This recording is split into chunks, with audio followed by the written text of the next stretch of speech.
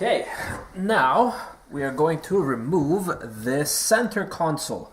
So first start by removing the shifter knob, and for that you twist the bottom clockwise viewed from above, because keep in mind it's threaded from the bottom, so you want to twist it clockwise from the bottom. Now you gotta gently pry it up, and just be careful because this likes to fly up and smack you in the face as such. Now, not to lose that, I'm going to screw it back on.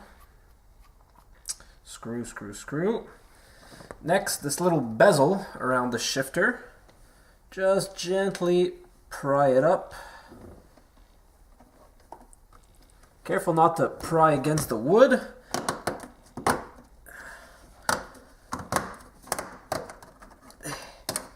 Okay, we've got that off.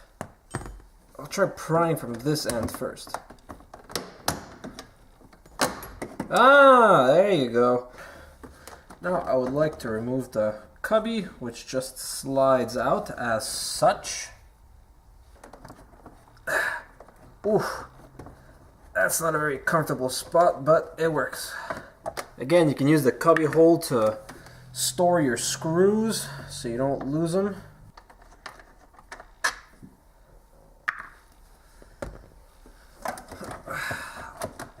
And now the whole ashtray comes out.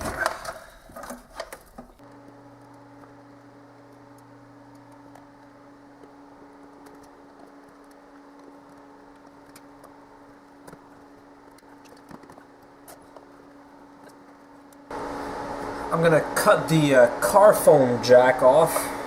I'm pretty sure we don't need it anymore.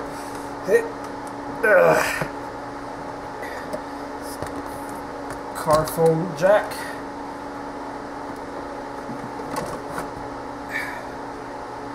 There you go.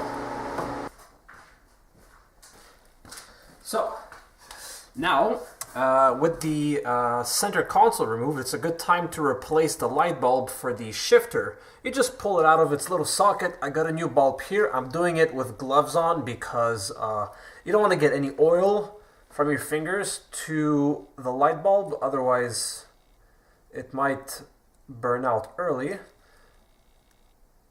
So the light bulb just pushes in with friction. There's nothing holding on to it, and now you can just slide it back in. There you go.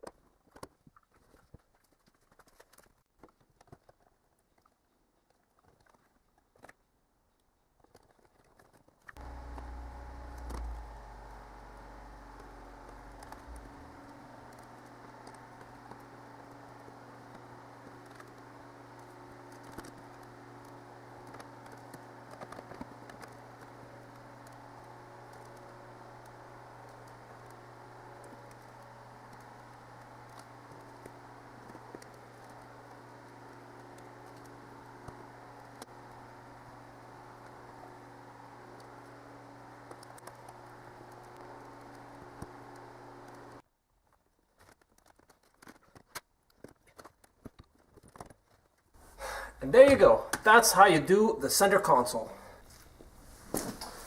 And now we're going to remove the glove box. For that, open the glove box, pop the light out gently, and unplug it. Next, we have to remove the little tray.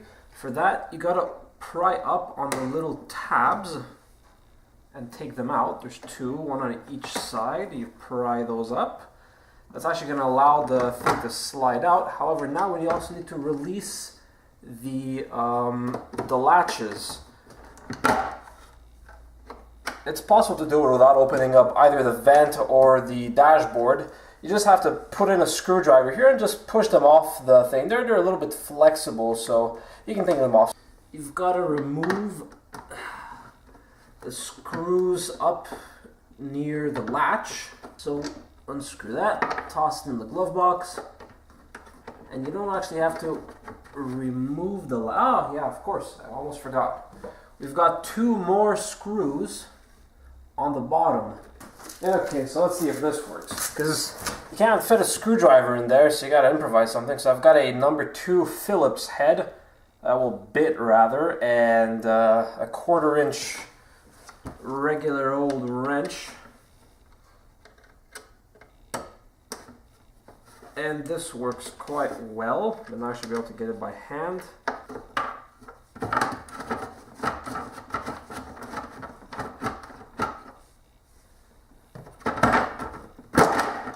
Okay, you just have to pull it out.